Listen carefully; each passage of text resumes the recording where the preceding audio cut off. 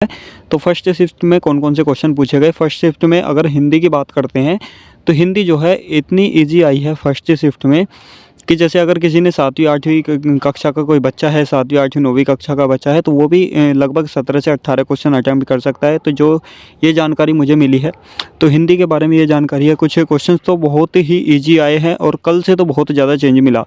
कल चारों शिफ्ट में जो है थोड़े थोड़े है ना डिफ़िकल्ट आए थे, और आज की जो पहली शिफ्ट में हिंदी ने है जो छात्रों को प्रसन्न कर दिया, इस तरीके की हिंदी आई बताई जो मुझे पता लगा है।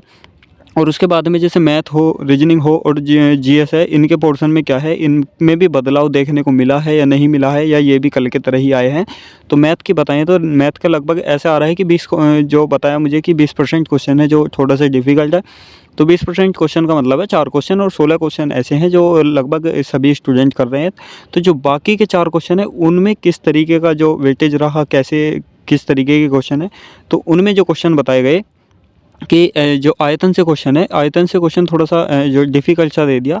और बाकी जो अदर क्वेश्चन है कि एक जैसे इसका हो गया हमारा सीआई का हो गया, यानी कि जो कंपाउंड इंटरेस्ट का क्वेश्चन हो गया, ये भी नॉर्मल ही क्वेश्चन। तो थोड़ी सी लैंग्वेज की इसमें प्रॉब्लम थी क्योंकि लैंग्वेज इसमें थोड़ी सी बड़ी दे दी गई थी। उसके बाद में अगर जो एसआई से क्वेश्चन था, ये भी हमारा इसमें जो सिंपल क्वेश्चन आया था। उससे बाद में जो आ जाते हैं हमारा जो समय दूरी वाला पोर्शन है, इससे भी जो है नॉर्मल ही क्वेश्चन आया था, ज़्यादा डिफ़िकल्ट नहीं था। अगर मैथ का भी हम पोर्शन देखते हैं कल की चारों शिफ्ट को और आज की पहली शिफ्ट को अगर कंपेयर करते हैं, तो मैथ का भी जो है कल की शिफ्ट के अनुसार आज का पेपर जो है बहुत ईजी आया है। यानी कि इसमें अगर लगा लें हम कि जैसे कहते हैं ना कि 19-20 का फ़र्क है, 19-20 का छोड़ो 18-20 का फ़र्क है मैथ में भी, जो इतना डिफ़िकल्ट नहीं आया है। कैलकुलेटिव तो देखिए हर एग्ज़ाम में आता है, अगर कैलकुलेटिव ही नहीं आए तो वो मैथ ही किस काम का, कैलकुलेशन तो हमें करनी ही होगी। अब जो नीचे की तरफ हम आते जाएंगे, जैसे हमारा ये जो रेशो से भी क्वेश्चन आया है, इतना हार्ड क्वेश्चन नहीं है। रेशो से क्वेश्चन है, हम आराम से उसे कर सकते हैं, इस तरीके का क्वेश्चन आया है। जो कुछ तो क्वेश्चन मेरे पास आए हैं, अगर जैसे कुछ और जैसे 1-2 क्वेश्चन आए हैं मेरे पास, 2-4 क्वेश्चन और आ जाए हर सब्जेक्ट से मुझे 4-4 5-5 क्वेश्चन भी मिल जाते हैं, तो उसके लिए मैं जो है सॉल्यूशन मैं आप लोगों को करा दूंगा। उसके बाद में जब रेशो से नीचे की ओर आते हैं, जो जैसे हमारा ये लाभ हानि का हो गया, परसेंटेज का हो गया पोर्शन, औसत का हो गया, मिश्रण का हो गया, और उससे नीचे की ओर आ जाते हैं सरलीकरण हो गया, और हमारा नंबर सिस्टम यानी कि संख्या पद्धति हो गया। तो इनसे भी ज़्यादा हार्ड क्वेश्चन नहीं है, थोड़ा सा ये बस नंबर सिस्टम और सिंप्लीफिकेशन, ये देखिए मैथ की रीढ़ की हड्डी ये माने जाते हैं।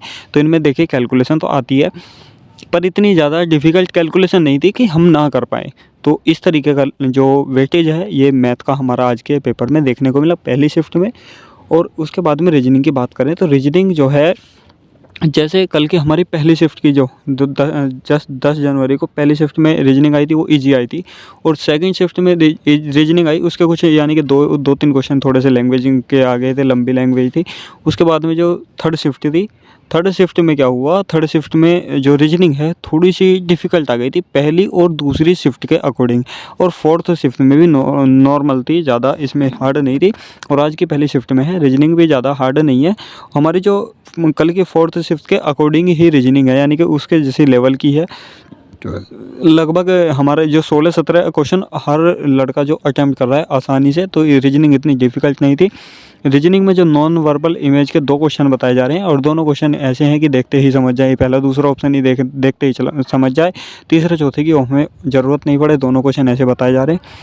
उसके बाद में सीरीज़ भी जो है मुझे 4-5 ने बताया कि सीरीज़ भी बहुत ईजी थी। तो यानी कि अगर ईजी है अगर सीरीज़ का हमें ये पता लग जाए कि हमारे इसमें क्या पैटर्न फॉलो हो रहा है, तो हमारे लिए ईजी है। अगर नहीं पता लगे तो देखिए हार्ड है। तो यानी कि जब देखते ही पता लग जाए, कुछ ही सेकंडों में उसका पैटर्न हमें समझ में आ जाए कि स्क्वायर कर रहा है या क्यूब कर रहा है, तो हमारे लिए वो ईजी है।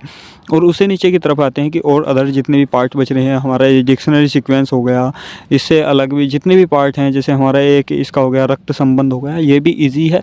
तो इतना ज़्यादा वो नहीं था कि जिसने रीजनिंग की ठीक ठाक प्रैक्टिस करी हुई थी वो आराम से उसमें 17-18 क्वेश्चन अटैम्प्ट ज़रूर करके आया होगा। और एक्यूरेसी की बात करें तो एक्यूरेसी जैसे मुझे पता लगा कि किसी ने जो 62 अटैम्प्ट किए, किसी ने 68 अटैम्प्ट किए थे, किसी ने 70 वाला भी था। देखिए हर तरीके के कैंडिडेट होते हैं, कोई देखता है कि यार मैं 40 अटैम्प्ट कर दूँ, मेरा नंबर नहीं आएगा, इससे तो 80 अटैम्प्ट करूँ, तो ऐसे कैंडिडेट भी मिलते हैं।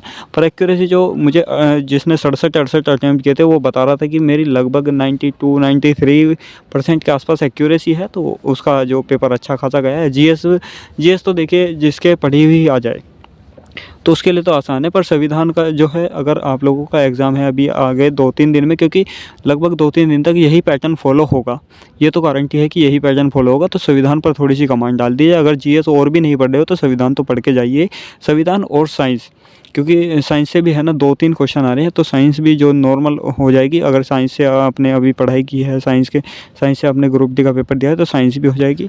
तो ये था कुल चारों सब्जेक्ट का वेटेज था जो आज के इसमें पहली शिफ्ट में आया है। अगर आप लोगों का कोई दोस्त है जिसने पेपर दिया हो तो उससे जो है क्वेश्चंस अगर आपको पता चल जाए तो मुझे कमेंट में ज़रूर बता देना, तो जिससे कि मैं उन क्वेश्चंस का सॉल्यूशन है इस यूट्यूब चैनल पे करा सकूं। और इस यूट्यूब चैनल पे आप लोगों को जुड़े रहना है जब तक कि एनालिसिस होती रहेंगी। हर शिफ्ट के एनालिसिस आपको मिलती रहेगी।